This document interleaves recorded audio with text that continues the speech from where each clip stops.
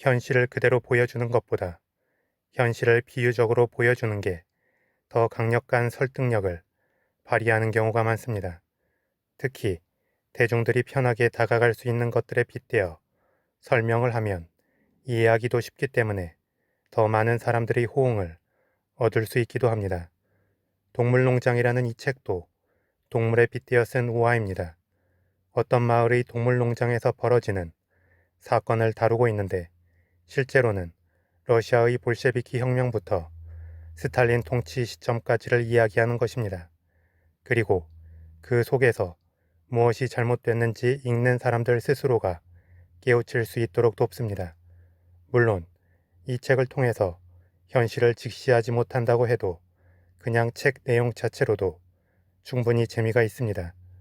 참고로 영국에 속한 북아일랜드에서 아일랜드 민족으로 살아가는 사람들의 다양한 정체성을 한 소년의 성장기에 빗대어 표현한 닐 조던 감독의 부족한 소년도 현실을 비유적으로 잘 드러낸 영화입니다.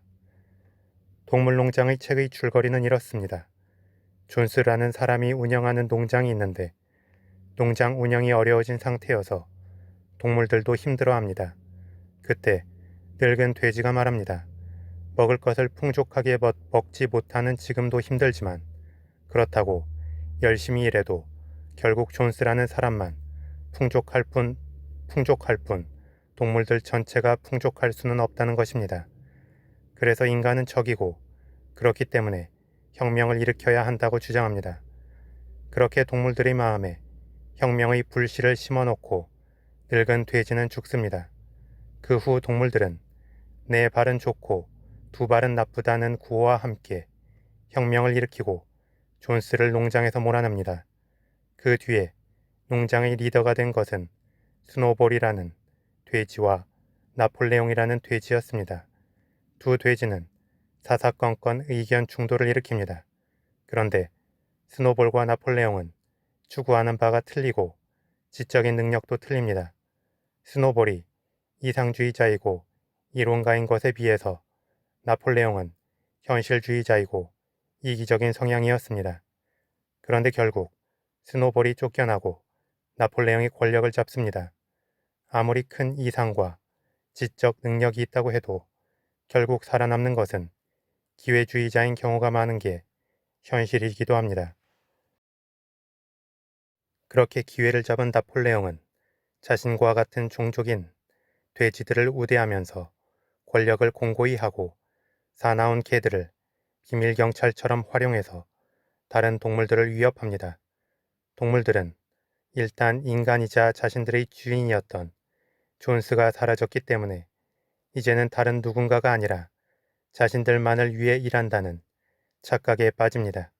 그리고 그렇게 나폴레옹은 동물들을 세뇌시키고 때로는 겁을 줍니다. 하지만 실제로 동물들이 열심히 일한 결과는 나폴레옹을 중심으로 한 돼지들만을 풍족하게 해주는 것이었습니다. 특히 처음에 존스를 몰아냈을 때 동물들은 7가지 계명을 정했습니다. 그것은 무엇이건 두 발로 걷는 것은 적이다. 무엇이건 네 발로 걷거나 날개를 가진 것은 친구이다. 어떤 동물도 옷을 입어서는 안 된다. 어떤 동물도 침대에서 자서는 안 된다. 어떤 동물도 술을 마시면 안 된다. 어떤 동물도 다른 동물들을 죽여선 안 된다. 모든 동물은 평등하다. 라는 것이었습니다. 그런데 나폴레옹을 중심으로 한 돼지들이 권력을 공고히 하면서 이러한 계명들은 돼지들 편한 대로 조금씩 바뀌어 갑니다. 그렇게 이 책은 평등한 공동체가 어떤 과정을 거쳐서 소수의 욕심을 채우는 독재 집단으로 변하게 되는지 동물들을 비유하여 잘 묘사하고 있습니다. 나아가 나폴레옹은 독재와 전체주의가 확립된 뒤에는 다시 그들의 적이었던 사람들과 교류를 하게 됩니다. 그리고 그 교류에 있어서의 거래 품목들은 동물들을 착취해서 만들어낸 생산물들이었습니다. 또한 마지막 장면에서 돼지들은 사람들을 초청해서 파티를 엽니다. 그 장면을 이 책에서는 누가 돼지이고 누가 사람인지 구별되지 않았다고 표현합니다. 그처럼 돼지들은 과거 그들이 비판하고 저항했던 사람처럼 된 것입니다.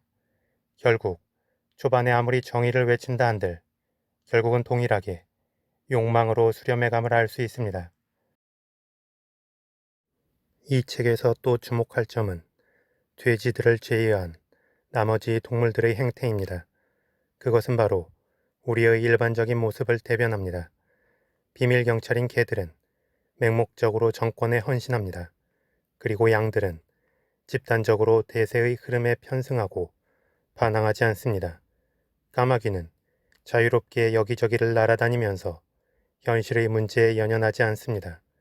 그리고 복서라는 이름의 말은 우직하게 자신에게 주어진 일에만 헌신합니다. 그게 도대체 누구를 위한 것인지에 대해서는 굳이 따지지 않고 무조건 공동체를 위해서만 헌신하는 것입니다.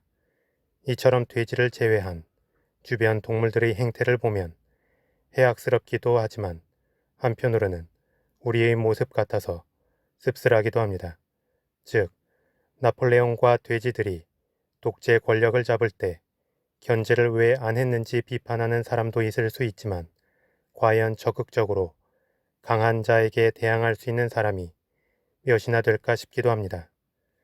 이 책을 다 읽고 느껴지는 것은 비단 국가에만 해당하는 얘기는 아니라는 것입니다.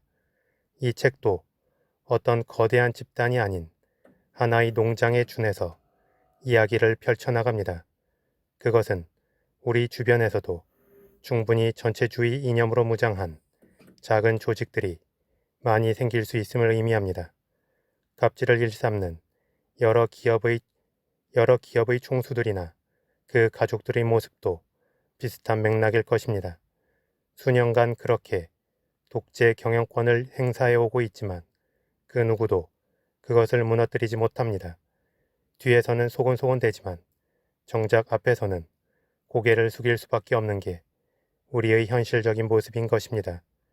그래서 조지 오웰의 동물농장이라는 책은 과거의 러시아 혁명만을 이야기한 게 아닙니다.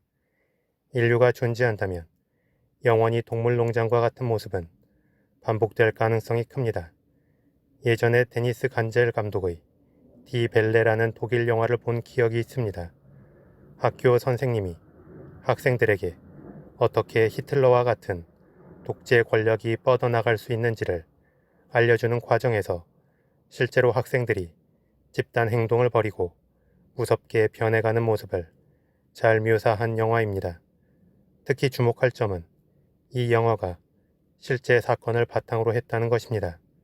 결국 독재 권력이라는 것은 과거의 이야기가 아니고 항상 인간의 조직과 본능 속에 내재된 속성입니다. 그렇다면 향후 우리 사회에 등장하게 될 독재나 전체주의 형태는 어떤 게 있을까 생각을 해보았습니다. 그것은 바로 빅데이터로 무장한 초국가적인 기업들이 될 가능성이 커 보입니다. 이미 인공지능의 딥러닝 기술은 충분히 발전했고 앞으로 더 강력해질 것입니다. 알파고와 이세돌의 바둑 대결에서도 보여진 것처럼 이제는 우리가 인공지능의 판단에 더 의존하는 것이 자신의 판단을 따르는 것보다 옳은 경우가 많아지고 있습니다. 그렇게 되면 어느 순간 우리는 동물들이 나폴레옹이라는 돼지에게 의지한 것처럼 인공지능에 의지하게 될 것입니다. 그런데 더 무서운 것은 나폴레옹은 대놓고 위압적인 태도를 취했지만 인공지능을 바탕으로 한 기술은 교묘하게 우리 삶을 파고들고 있다는 것입니다. 특히 우리는 자발적으로 우리의 정보를 이들에게 제공하고 있습니다. 이렇게 되면 어느 순간 우리가 어떤 결정을 할 때 인공지능에게 의존하는 것을 넘어서 내 자신에 대해서도 인공지능이 더 잘 알 수 있게 될 것입니다.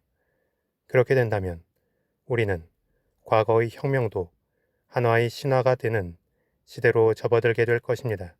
즉, 혁명 자체를 일으킬 수 없을 정도로 종속될 가능성이 크다는 것입니다.